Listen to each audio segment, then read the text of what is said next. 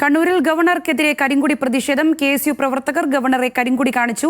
താവക്കരയിൽ വെച്ചാണ് ഗവർണറെ കരിങ്കൊടി കാണിച്ചത്. വിവരങ്ങളുമായി നിഖിൽ അളവൂരുണ്ട്. നിഖിൽ, എപ്പോഴായിരുന്നു ഈ കരിങ്കൊടി പ്രതിഷേധം? എത്തരത്തിലായിരുന്നു ഈ കാര്യങ്ങൾ?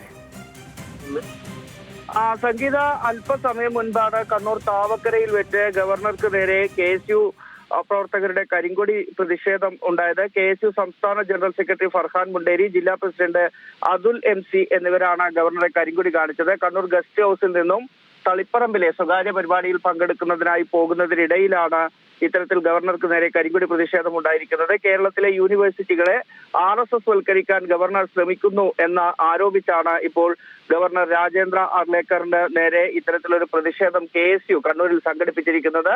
വലിയ പോലീസ് സുരക്ഷ ഗവർണർ ജില്ലയിലുള്ളതിനാൽ ഇന്ന് ഒരുക്കിയിരുന്നു. രാവിലെ മുതൽ തന്നെ നഗരത്തിലടക്കം പോലീസിന്റെ വലിയ സാന്നിധ്യമുണ്ട്. പോലീസ് വലിയ രീതിയിലുള്ള സുരക്ഷാ സംവിധാനങ്ങൾ ഒരുക്കിയിരുന്നു.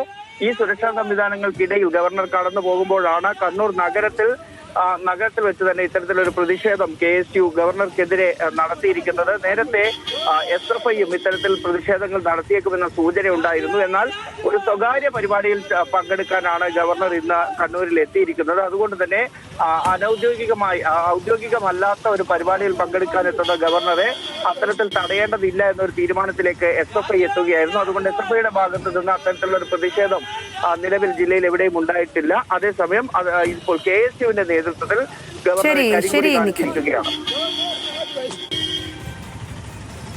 രാജുഭായി